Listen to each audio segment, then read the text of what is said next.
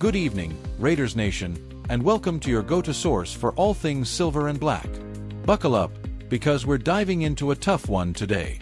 The question on everyone's mind: what happened to our Las Vegas Raiders in that brutal 31-0 shutout against the Kansas City Chiefs?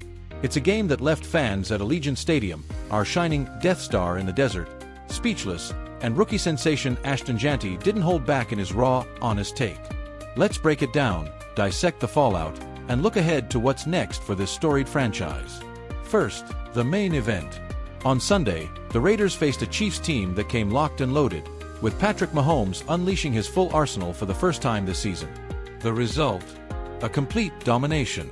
Kansas City's defense suffocated the Raiders, holding them to a measly 95 total yards.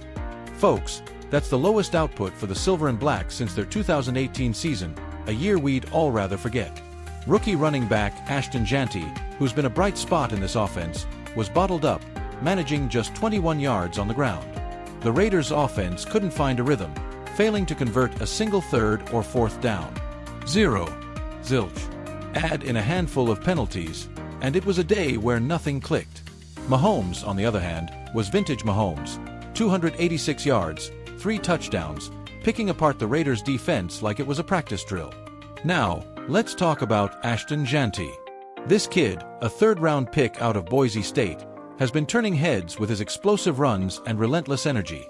He's the kind of player who embodies the Raiders' commitment to excellence motto, a legacy carved out by legends like Marcus Allen and Bo Jackson. But after this loss, Jeanty didn't sugarcoat it. In a post-game interview on Raiders YouTube, he called it straight, just a terrible performance by us as a team. Couldn't stop them on defense, and the offense, we couldn't get going at all. So, you're going to lose a lot of football games like that. No excuses, no nonsense, just the kind of accountability you love to hear from a rookie. He went on to say, "We just got to be better, simple as that. We can't point the finger at coaches for the scheme or other players for making a mistake. We gotta look inward and see how each and every one of us can get better to make sure that never happens again." That's leadership, folks, from a 22-year-old who's already carrying the weight of Raider Nation's hopes. Let's zoom out for some context. The Raiders are now 2-5, sitting 3 games behind the Denver Broncos in the AFC West. This is a division that's been a battleground for decades, with the Raiders' historic rivalries against the Chiefs, Broncos, and Chargers fueling some of the NFL's most iconic moments. Remember the Holy Roller in '78 against the Chargers? Or the Raiders' Super Bowl XI thrashing of the Vikings under John Madden? That's the legacy this team carries. But under head coach Pete Carroll, yes, the same Pete Carroll who brought Seattle a Super Bowl, this 2025 season was supposed to be a turning point. Carroll came in preaching discipline and a high-octane offense led by stars like Davante Adams and quarterback Aiden O'Connell. Instead, the Raiders are staring down a steep climb, with their playoff hopes hanging by a thread. So, what went wrong against Kansas City? Tactically, the Raiders were outmatched. The Chiefs' defense, led by All-Pro Chris Jones, clogged the running lanes, forcing O'Connell into obvious passing situations. The offensive line struggled to protect, and the play calling leaned too heavily on predictable short passes, none of which stretched the field to open things up for Jeanty or Adams. Defensively, the Raiders couldn't generate pressure on Mahomes, who had all day to find receivers like Travis Kelce and Xavier Worthy. Compare that to last season, when the Raiders split their series with the Chiefs, including a stunning 20-14 upset on Christmas Day 2023. That game saw Maxx Crosby and the defensive line harass Mahomes into 2 interceptions. This time, no such luck. Speaking of Maxx Crosby, let's address the elephant in the room. Raider Nation held its breath when our star defensive end limped off with a knee injury.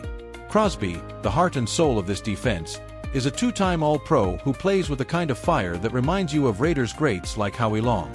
The good news? Sources close to the team say the injury isn't serious, and Crosby should be back wreaking havoc after the bye week. That's a huge sigh of relief, because without the Condor, this defense loses its edge. Let's bring in a fictional perspective to spice things up. Imagine we caught up with Raiders legend Charles Woodson, the Heisman-winning cornerback who bled silver and black. When asked about this loss, Woodson might say, "Look, this team's got the talent. Jeanty's a dog, Adams is a game changer, and Crosby's a one-man wrecking crew. But they gotta play as a unit. You can't beat a team like Kansas City if you're not all pulling the same rope. Back in my day, we lived by Al Davis's words, "Just win, baby." They need to channel that. Wise words from a Hall of Famer. Statistically, this loss stings, but it's not the end. The Raiders' 95 total yards were the lowest in the NFL this season for a single game, a far cry from their 2023 average of 330 yards per game. Jeanty's 21 rushing yards were his lowest output yet, compared to his 104-yard breakout against the Steelers in Week 3.